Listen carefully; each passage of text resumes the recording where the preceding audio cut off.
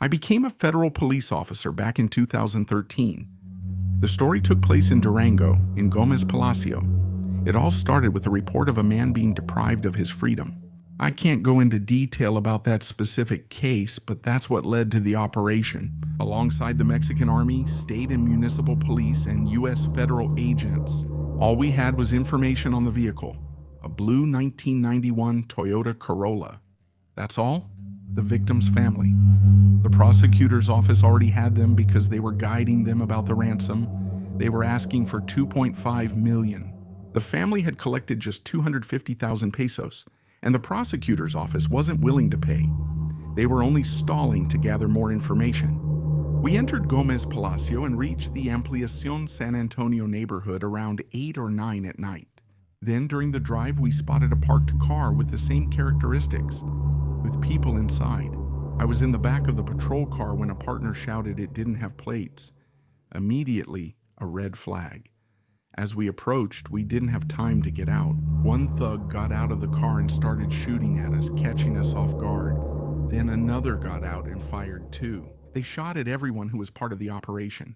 2 bullets whizzed right past me. That damn whistling sound went right by my side. All of us in the operation returned fire. The first guy who shot at us tried to cross the street to escape, but they hit him, and he went down right there, full of holes. He tried to run, but got scared when yelled at, gave up, dropped his weapon, and was made to lie face down. Up to that point, everything was normal, as much as it can be in a shootout. What happened next is what changed the whole atmosphere, because their families showed up, the families of both of them. They arrived demanding to know why we had responded and targeted their little angels.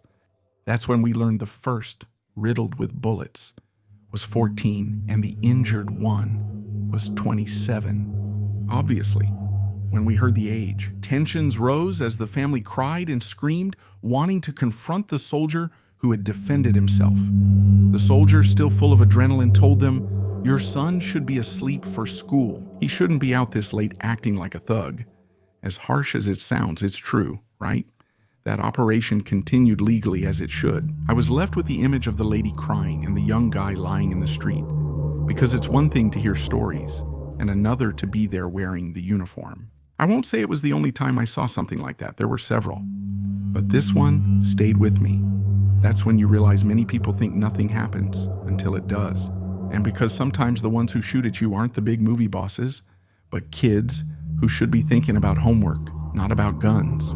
That was one of many I experienced while serving in the federal police in Durango.